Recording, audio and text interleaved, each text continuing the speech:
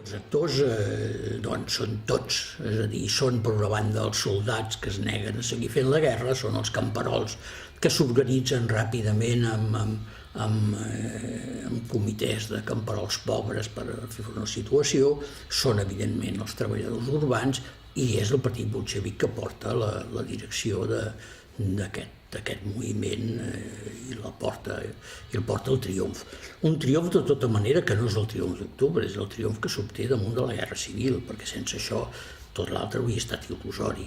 I això és una cosa ja que necessita una interpretació molt més complexa, perquè és a dir, el poder no es guanya els dies d'octubre en què, de fet, suposa que passen totes les coses heroiques, sinó que es guanya amb la difícil ofensiva contra uns exèrcits internacionals al llarg d'una guerra que s'anomena civil, quan de civil no en té res, perquè és una guerra internacional.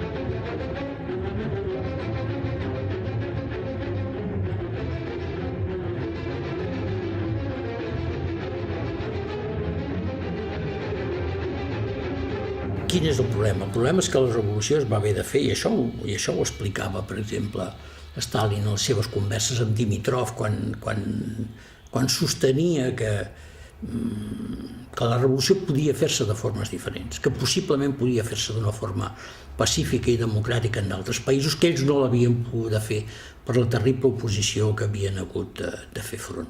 Aleshores hi ha aquest que és un aspecte que evidentment cal tenir en compte, l'enorme dificultat, l'hostilitat, amb part molt important, l'hostilitat internacional, que els va condemnar a un aïllament, que els va impedir els intercanvis, que els va impedir poder créixer d'una altra forma.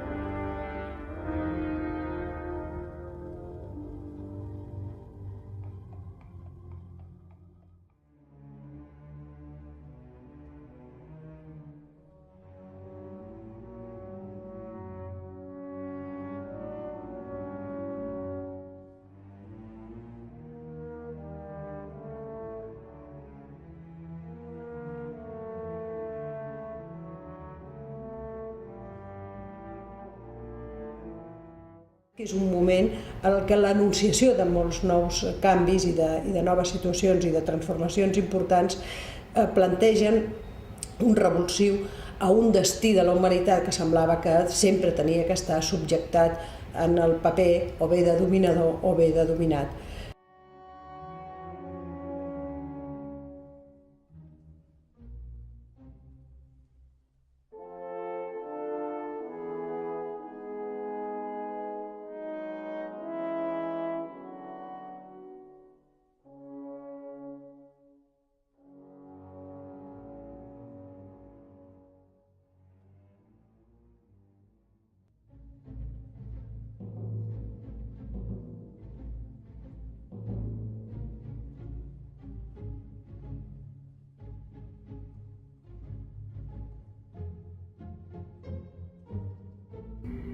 Hi ha una cosa molt important en la revolució del 17, que és la primera revolució que no va trair a les dones.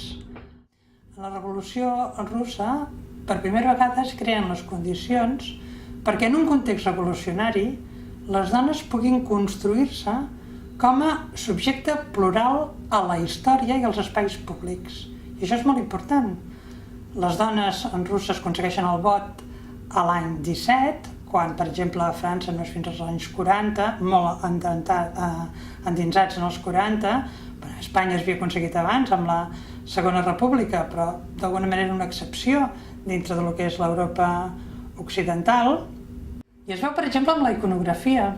Si tu veus els quadres del realisme socialista, sempre hi ha les dones al costat dels homes. I no és per quedar bé, és perquè és veritat, és perquè, de fet, les dones van aconseguir ser companyes en totes aquestes tasques, que no excusa, segurament, que a la vida quotidiana continuïn havent-hi diferències, no?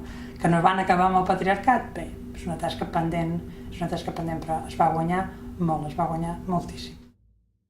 Per les persones, per la gent, per els imaginaris inclús culturals de tota l'Europa no soviètica, de l'esquerra, d'una determinada esquerra, es visibilitza per primera vegada la possibilitat de que aquest canvi era possible. I aquest canvi, a més, era possible d'una manera global.